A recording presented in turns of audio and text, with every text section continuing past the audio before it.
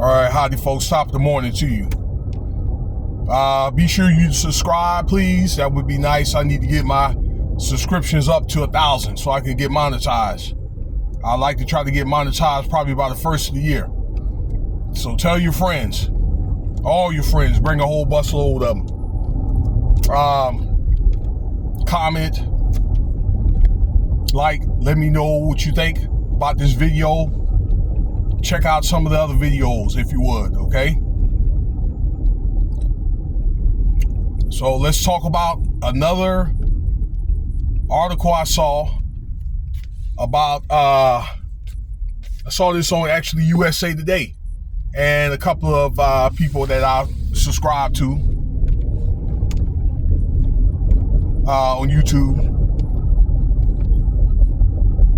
Another S-A word, okay? D and S-A word. Okay, you got to be careful about, you have to use choice words now. I guess because algorithms are very sensitive, with those words, if you know what I mean. But P Diddy did that stuff to a 10-year-old. Actually, I'll take that back. A 12-year-old and a 17-year-old now, okay? Two new complaints that just came down, okay? Now, I mentioned to you about the other day about a 10-year-old during this making of the band S-A case that was filed with Tony Busby. And actually, that dude does have a very good track record. All right. For example, he filed 25 lawsuits against I forgot the guy that plays for Houston, Deshaun Watson, and won 22 lawsuits. Okay. So I don't know what more other work that he's done, but I understand that he is very successful. He has a very high win rate for lawsuits. So I guess he's got his doctorate just in that category. All right, but back to the story. There was a 12-year-old or 12 at the time, okay, when this happened back in 2003. It was supposed to be a movie award show where she won Best Villain Award for the movie The Ring. All right, and I don't know how she ended up with Diddy, but I guess they were watching as a group the movie, the VMA Awards, and she accused Diddy of touching her and giving her a kiss on the cheek, which I don't think is wrong with giving a child a kiss on the cheek or the forehead. All right, I might do my children like that sometimes. Give her, or my kids might give me a kiss on my forehead or something. All right, but all like the touching and groping. Okay, that she felt groped, but at that time, like, what would she say at the time when she's 12 years old? Okay, again, this happened in 2003, so she's probably like 33 or maybe 34, something like that. All right, well, she has a lot more discernment now than she did back then. Okay, so that's a complaint. Then a 17-year-old. Okay, this happened back in 2008, so 16 years ago. Another incident during the making of the band. Okay, I talked about the 10-year-old yesterday, where a 17-year-old, and it's to my knowledge that there's supposed to have been another person with him. Okay, when I get that confirmed, I'll come back, I'll double back and make a video on that, because if there's, not saying this, not to try to devalue the complaint, but if there's a witness there, that case is definitely going to stick. But the 17-year-old had accused Diddy during a audition he was supposed to have a 3-day audition for the making of the band with Diddy. And it's my understanding that he was forced, okay, to get on his knees and give Sean Combs fellatio and his Sean Combs bouncer, both. All right, and that was the complaint was about. He never made it, and I understand that he was banned or barred, or Diddy was going to see to it that he would be barred from the industry for 7 years, according to the article I read. Okay. Again, these are serious allegations.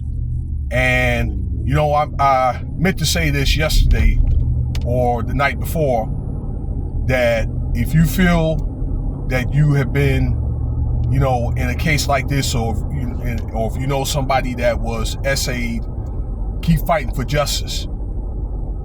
Do I believe it? Do I want to believe it? Yes, I do. Okay, but there's got to be evidence there, ladies and gentlemen. Okay, I mean, that's just the cold-hearted truth. There's got to be either, some type of forensics, i.e., witnesses, or I don't know, maybe some type of footage or something to that effect. Now, I was looking at cnt'd the other last night pertaining to this article. I think like flight work records and stuff like that. Okay, there was any flight records or hotel records of where these children went to, and Diddy was there. All right, because those records are going to stick. Then that could be a case, but still, you know, there may have to be more evidence of if it really happened or not. That's where probably the witnesses or the tapes will come in. All right, but I do value and I appreciate, and I take cases like this very, very seriously, but particularly, and all cases are important when it comes to the children, okay, because they need to have a chance to the protection of our children. All right, so, you know, it's just a shame that, you know, these children at the time have to grow up with a lot of post-traumatic stress disorder, a lot of trauma. They probably have, you know, mistrust, or their trust has probably been altered and things like that, you know, psychological issues. You know, it's really, really, really sad. So, and again, I said this could happen anywhere, not with just Diddy. You know, this could be with the baseball team, okay, or music lessons. All right, when maybe you leave these children with, I don't know, somebody, a babysitter, or, you know, they got babysitters there to do this type of crap. All right, not to take away from the people that, you know, do what they got to do. Shout out if you're doing the right thing. All right, but I'm talking about that people are in the positions of where the children lives are in their hands when they're not in the parent's sight. Okay, that applies to people like that. All right, the people that abuse their authority, abuse their power.